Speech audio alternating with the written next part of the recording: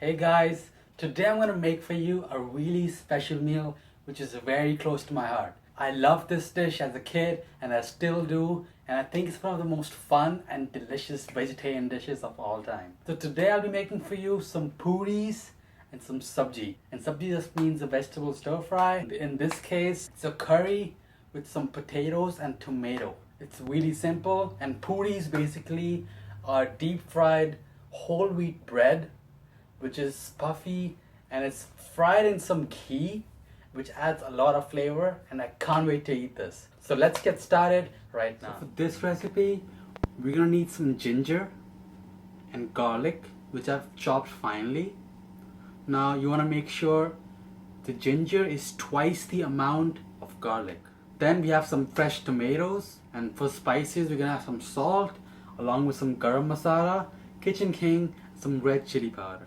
You're also gonna need some boiled potatoes. Here I'm using some small potatoes. To boil these potatoes, you can either cook it in a pressure cooker, you can even chop it up into 1-inch cubes and cook it in the microwave, or any other way that you prefer. I find the fastest way is to do it in a pressure cooker.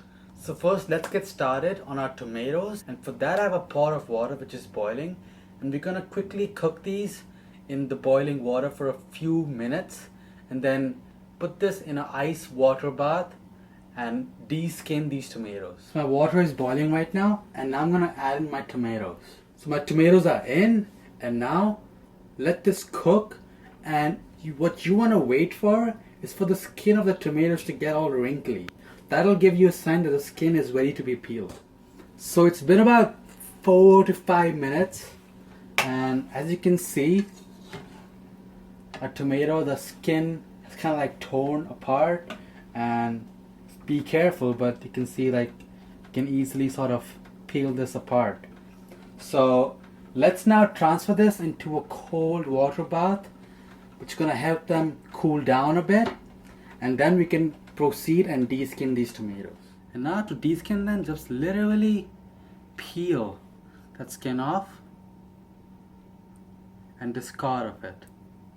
You just need the pulp to make a nice, thick, smooth tomato sauce. And what the skin does, it kind of like incorporates these inconsistencies, these rough areas in the sauce. Since like you can never completely grind it using our home appliances into a smooth paste, so you'll always feel something, and you won't get that nice smooth texture you're looking for. So just continue for the rest of the tomatoes, and then we're gonna grind these up. So that's ready, and we have all our mise en place done. And now let's get started on making our sauce. Now 2 spices I failed to mention earlier was cumin seeds and some hing or asafoetida. The hing adds a really nice flavor, and you can learn more about it if you check out my series on spices, which is called Let's Make It Spicy. So be sure to check this out, and now let's get started and make the sauce. So I have here some oil heating on medium heat, and I'm gonna add in a nice teaspoon of cumin seeds, and with that some of this hing. It's gonna add some delicious flavor. Now this is bringing some amazing aroma right now, and it's just delicious, but obviously you can't eat that right now, so let's do some more things to it. Next I'm gonna add in my ginger and garlic, and make sure to keep stirring. You don't want it to burn or stick, because that's gonna add some bitterness into your final dish. Let's cook this out. And since we're using more ginger than garlic, the sauce imparts a strong flavor of ginger, which really brings out the amazing flavors and makes this dish so much more enjoyable. So my ginger and garlic are beginning to turn brown. We don't want to go too far with it, so now let's add in our pureed tomatoes. Give it a nice stir and bring it up to a simmer. So our sauce has come up to a simmer, and now we're going to add in some Kashmiri red chili powder or degi mirch to add in some color and some spice. Now as tomatoes cook, they have something in them called lycopene, which naturally turns the tomatoes redder as they cook. So red chili powder, some Kitchen King, and some garam masala.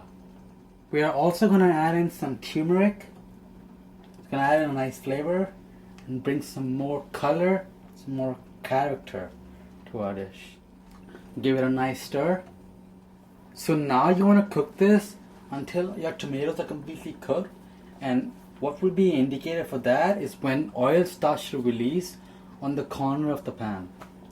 So just slowly simmer it on medium-low heat and stir from time to time. So I'm gonna put a lid on and let this simmer for a few minutes. So here's our sauce now. As you can see, it's become really thick. You can see all that amazing ginger, the garlic, and this just tastes amazing. Now keep in mind we haven't added salt yet, and we're gonna add that towards the end and adjust for seasoning.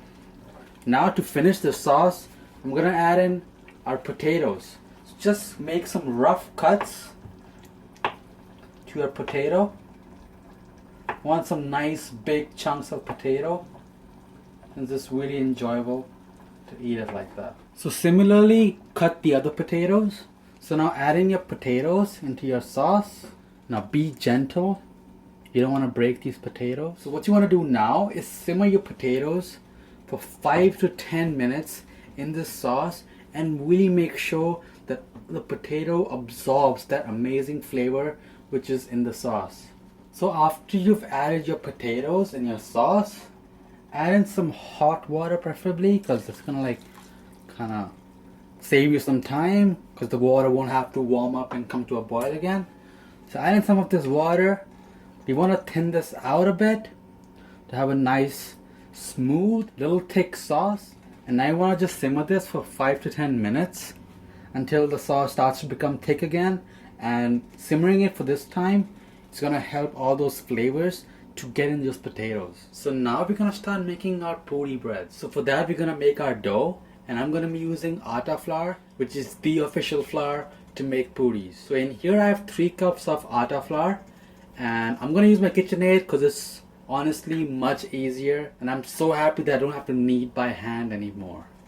So you can always measure out 3 cups of flour in a big bowl if you don't have a KitchenAid. And now let's start making our dough, and I'm gonna start adding in a little bit of water at a time and make a nice dough. So I'm gonna turn this on to low and just start adding in my water. So here's what my dough looks like now, and this is just perfect. So I'm gonna stop now. Now as you can see, it's not sticky at all, and it's all smooth, and it has a little bit of springiness, but it needs to be a bit hard since we need this kind of dough to make sure our puris fluff up when they go in the oil. So after you have kneaded your dough, put it in a large enough bowl and cover it with a damp cloth, a damp kitchen towel, or some damp paper towels. This is gonna help relax the dough, and it's gonna make our final product fluffy, soft, and delicious. It's been about 10 to 15 minutes. As you can see, our potatoes have completely absorbed our delicious sauce. That's why they have changed their color into this more reddish tinge. The consistency is perfect. And now we're gonna add in our salt and taste for seasoning. Give it a quick taste. I'm gonna add in a little bit more salt. Show this around. So as you can see, it's this nice thick consistency. Still pourable, but this is perfect to have with puris. According to me, this is how I like it. So now it's the fun part. Now we're gonna start making our puris. So over here I have some ghee or clarified butter, which I bought at the local Indian store. I really suggest you use ghee instead of any other alternative, since the flavor that ghee imparts on the puri is unmatched, and it's the most delicious way to have puris. So now I have this heating on medium to medium high heat, and I've taken a ball from our dough, and here I have some extra flour, and that's gonna be our partan, or just some dusting flour. It's gonna help make sure our dough isn't sticking when you're rolling it out. So now let's roll this out into a flat disc. You don't want to make it too thin since you want this to puff up and be how a puri should traditionally be. So before we start frying our puris, let's test our oil. And for that, you can just dip a little bit of your dough and your puri should rise up immediately. And as you can see, it didn't rise up immediately. So we want to let this heat up for a bit longer time. So let's start frying our puris. So I'm going to take my disc here and carefully lay it into my oil. Now magic is going to happen. Look at that puffing up. Using a slotted spoon, just kind of press down on it so it's submerged in the oil. Now look at that, that's beautiful. Flip it, cook on the other side. Well, I can't ask for more, that's perfect. I don't like it too crispy. You can try making it, see how you like it. So you can just make the whole top brown and that makes it really crispy. I tend to prefer the more softer skin on the top. So that's perfect, that's your puri. And continue to make as many puris as you want with the dough you have. I'm aiming to make more than 20. So there you have it, guys. Some delicious homemade puri sabji. Well, it is homemade.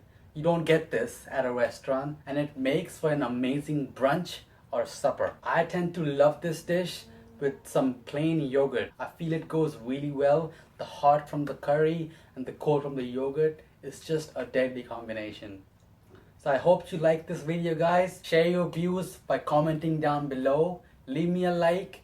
And if you want to see some other videos, some other recipes which I've done, you can click right here to subscribe and see those videos. And also don't forget to check out my series on spices called Let's Make It Spicy. And make sure to check that out to see some of the spices which I've used in this dish and expand your cooking knowledge. See you guys again on the next one, and I'm gonna dig in right now.